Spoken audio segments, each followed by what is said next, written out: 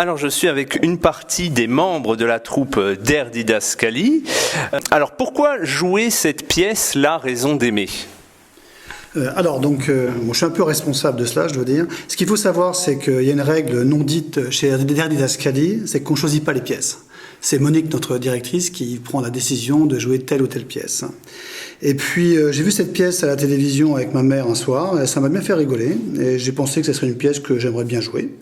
Et puis, j'ai glissé un petit mot à Monique en disant que cette pièce-là pourrait être intéressante. Et puis, elle a accepté qu'on la joue. Donc, j'étais assez satisfait de cela, quoi. De pouvoir jouer enfin une pièce que j'avais en tête. D'avoir tiré les ficelles un petit peu. Okay.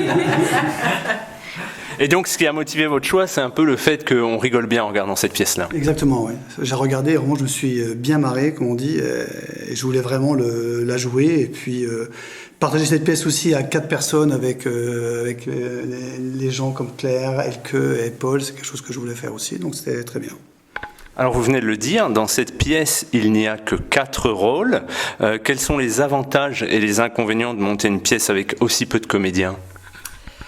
Alors les avantages, c'est que c'est plus facile pour s'organiser, pour se retrouver, pour répéter. On n'est pas obligé d'appeler... Nous sommes une 20aine de personnes dans la troupe de Der Didascali, donc je vous laisse imaginer la difficulté d'organiser des rencontres, des répétitions, parce qu'on n'est quand même que amateurs, donc ça veut dire à côté de ça, on a une vie aussi, même si on adore le théâtre. Et donc évidemment, quand on est à 4, c'est plus facile d'organiser ce genre de choses-là. L'avantage aussi dans une pièce comme ça, c'est que les rôles sont un peu plus équilibrés. Comme nous sommes une 20aine normalement, c'est difficile de trouver des pièces de théâtre avec une grosse distribution et que chacun ait un rôle d'une certaine importance. Là, à 4, on peut se retrouver avec un équilibre certain entre les personnages et évidemment pour nous, quand on aime jouer, c'est toujours intéressant. Les inconvénients, c'est qu'on a besoin quand même du regard des autres. Et là, en l'occurrence, comme je le disais, on est content d'avoir la visite de nos confrères et consoeurs, ou en l'occurrence ce soir Nicolas et puis Catherine. Et surtout, je veux mentionner que nous avons Armelle qui nous suit depuis le début, qui est notre souffleuse, mais beaucoup plus que ça. Et qui a un regard extérieur sur tout ce que nous faisons, ce que nous disons, et qui est très exigeante, stricte, et heureusement qu'elle est là. De cette pièce, La raison d'aimer, comment vous pourriez la présenter, la résumer en quelques mots aux auditeurs ? La raison d'aimer, c'est un riche industriel, parti de rien, mais qui a monté un empire dans l'étiquette. Et puis, il est tombé follement amoureux d'une jeune femme, à peine 30 ans de moins que lui, d'accord. Et cette personne est très riche. Et en fait, le problème, c'est que sa jeune épouse n'en veut qu'à son argent. Aimé, c'est quelqu'un de très gentil, quelqu'un de naïf, très fleur bleue, éperdument amoureux de sa femme. Le problème, c'est que son épouse a plus un regard sur son portefeuille que l'individu lui-même. Et puis, sa raison, en fait, vient le secourir pour le prévenir comme quoi c'était pas forcément la bonne personne. Et c'est là où c'est le comique de la pièce, en fait. C'est la raison qui va se dématérialiser pour venir me parler et me conseiller parce que je suis en train de faire une grosse bêtise. Donc voilà un petit peu la pièce. Depuis quand répétez-vous cette pièce ? Depuis avant le Covid, donc avant le janvier 2020. Ouais. Ah oui, un projet de longue haleine alors. Oui. Ça fait. Oui, en fait, on a commencé juste avant le Covid, effectivement. Et puis, nous avons continué par Zoom. Nous avons zoomé pendant des mois et des mois avant de pouvoir nous revoir. Et c'était quand ? Au mois de juin. Au mois de juin, on a repris, juin 2021, on a repris les répétitions en face à face. J'imagine que c'est beaucoup mieux en face à face que par Zoom. Oui. Alors, sur votre page Facebook, vous avez posté des photos sur les préparatifs de la pièce et notamment sur l'assemblage d'une gondole. Alors, est-ce que pour faire partie de Der Didascali, il faut non seulement être bon comédien, mais aussi bon bricoleur ? Eh bien, oui. Je ne peux que répondre oui. Et d'ailleurs, on cherche des bénévoles encore pour faire tout un tas de choses, s'il y a des gens qui sont intéressés, de bons bricoleurs du dimanche. Oui, bien sûr. Bon, là, la comédie, c'est bien. Quand on est comédien, il faut souvent savoir chanter, danser, dire un texte, faire tout un tas de choses. Et il faut aussi, quand on est dans une plus petite troupe amateur, savoir bricoler. Nous avons passé 2 heures avec Armelle dans un magasin de tissus pour trouver les bons tissus, coordonner les motifs pour pouvoir faire un beau décor. Nous avons fait faire la gondole, je vais vendre la mèche, par un menuisier, mais il va falloir la monter, effectivement, on l'a achetée en kit et il va falloir la remonter.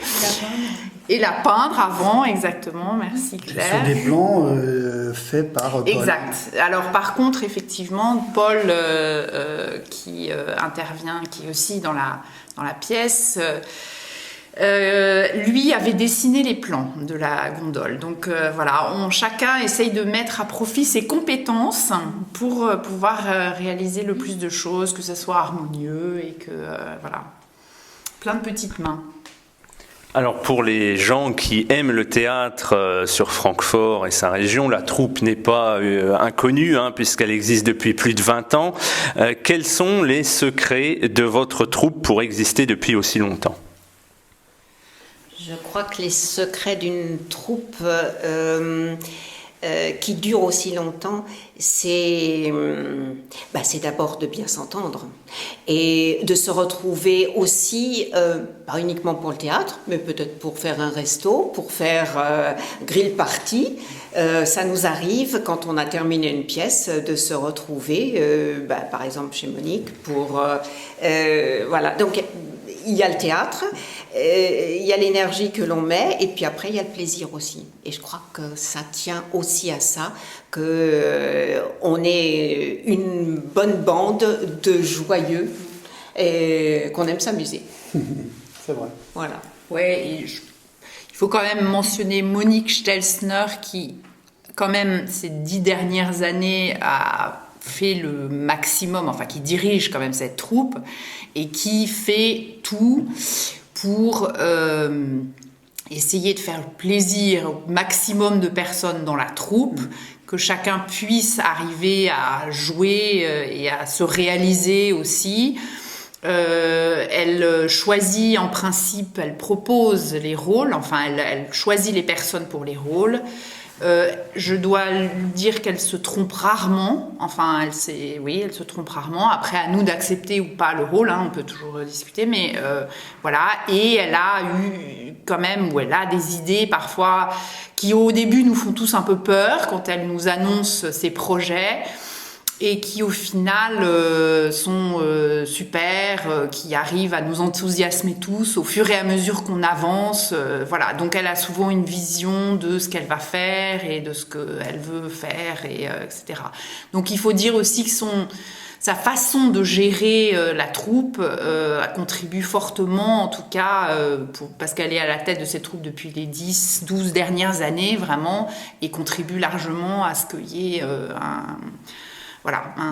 qu'on soit soudés, une cohésion, etc.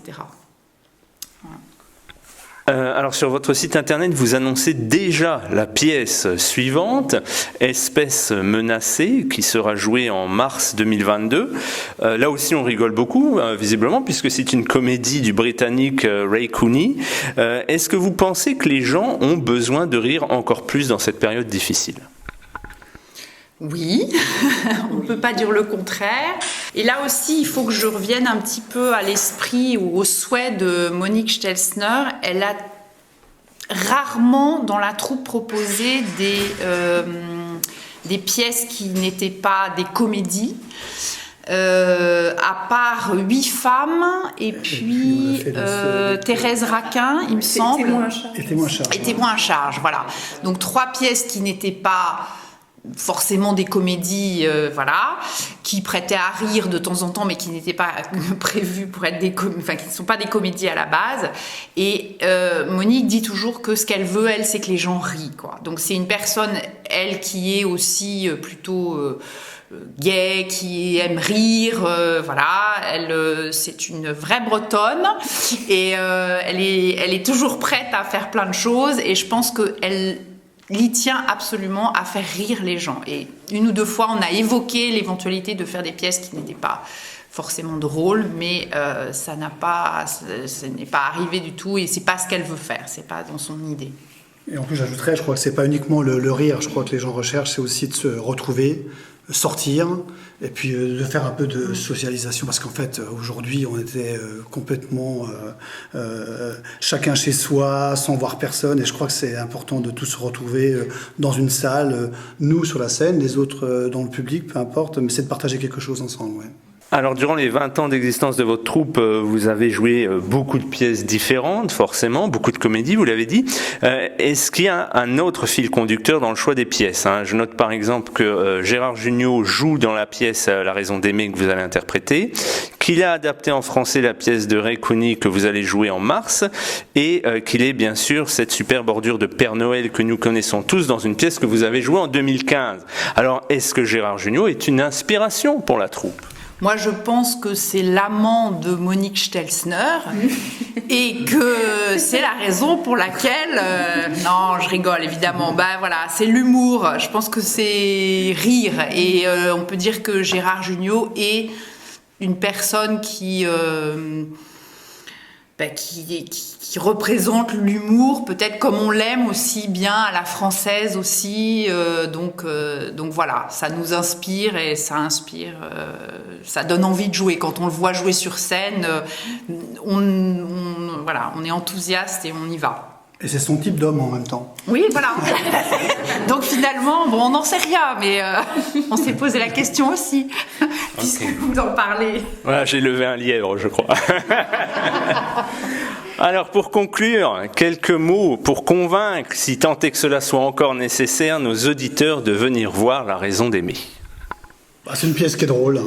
C'est une pièce qui nous fait rire, on prend beaucoup de plaisir à la jouer, c'est vrai, et puis on a vraiment envie, c'est de la partager, quoi. C'est vrai, tout ce qu'on fait là, tout le travail qu'on peut faire, parce que c'est beaucoup de travail, c'est uniquement pour le partage. Le cœur a ses raisons que la raison ignore, c'est ça, hein ? Tiens, c'est une de tes répliques, ça.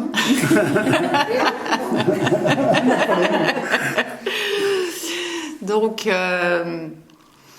oui, je pense que ça va être dynamique et plein d'énergie. On espère que ça donnera de l'énergie aux gens de se retrouver, comme disait Jeff tout à l'heure, et que ça sera un bon moment partagé.